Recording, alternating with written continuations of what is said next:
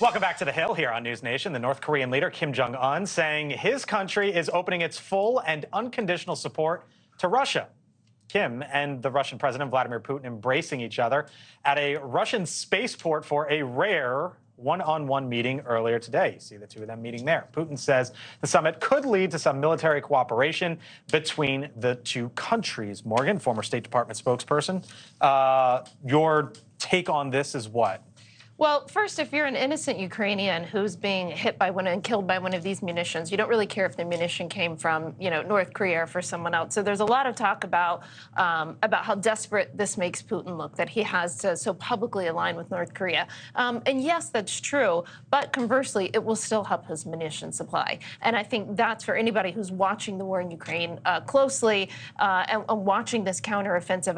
I do think no matter where they get it from, and even if they desperately have to get it from North Korea, it's still not good for the Ukrainians, for Ukrainian civilians. From a State Department intelligence perspective, is this a meeting that's notable, interesting, concerning, or is this something that keeps you up at night kind of thing?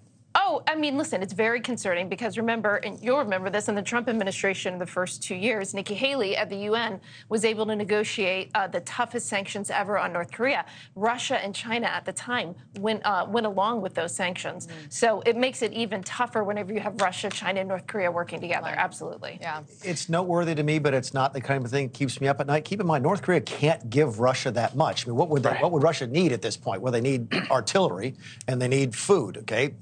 North Korea has a difficult time getting that for themselves. So it's noteworthy, but you sit there, there's a lot of other things that would keep me up. Both these leaders also are some of the most untrusting leaders. So when I look at these pictures, I wonder, was it them or was it body doubles? Like, these are also people who you never know. And seriously, do they trust each other? Oh, exactly. Like, they can't possibly trust each other, but it is I met all the world leaders on the last job. I don't know how you feel it, but Putin was the one, when he walked into the room, my skin crawled. Oh, so when I was at the Trump Putin in Helsinki in the when they met. Did you walk near a window or not? No, I did not, no. But I was wondering, my gosh, if I get a question in what might happen.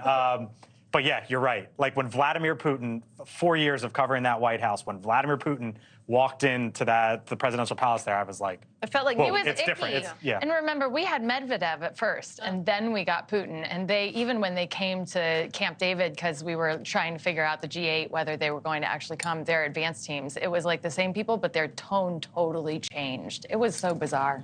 All right. Thanks for watching. Go to newsnationnow.com to find NewsNation on your television provider.